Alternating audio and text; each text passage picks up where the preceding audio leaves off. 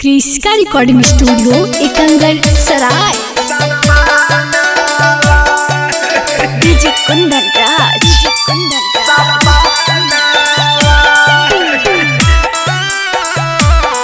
Presented by Kriska films. प्यारा पर हमारा लगा लगा रहनवा जानू हमर हो गेलै सपनावा काना हुना लौका है खोज है नया नवा जानू हमर हो गेलै सपनावा प्यारा पर हमारा लगा लगा रहनवा जानू हमर हो गेलै सपनावा उहा के करे चला के दे दिए परानावा जानू हमर हो गेलै सपनावा डीजे कुंदन राज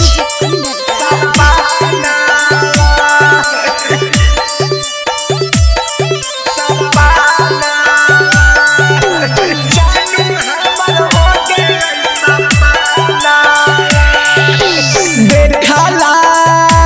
होलै काई महीनावा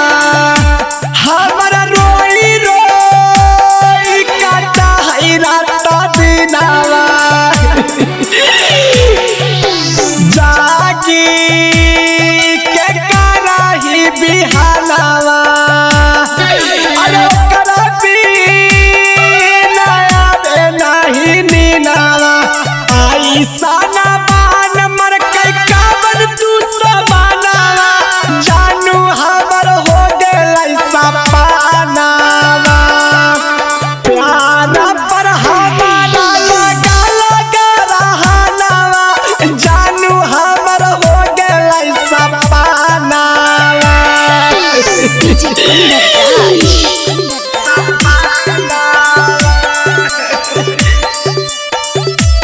क्रिस्का रिकॉर्डिंग स्टूडियो एकंगर सराय।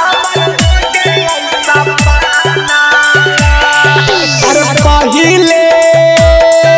उ देखे अब हालै हमारा के कौनो बहानामा आजुका छोड़ी चली गेलै अरे हमारा के करी के बिरानावा खाई ले जहर भूलन फेंकिए के खानावा जानू हमर हो गेलै सपनावा प्यारा पर हमारा लगा लगा रहनवा जानू हमर हो गेलै सपनावा क्रिस्का रिकॉर्डिंग स्टूडियो एकंगर सराय।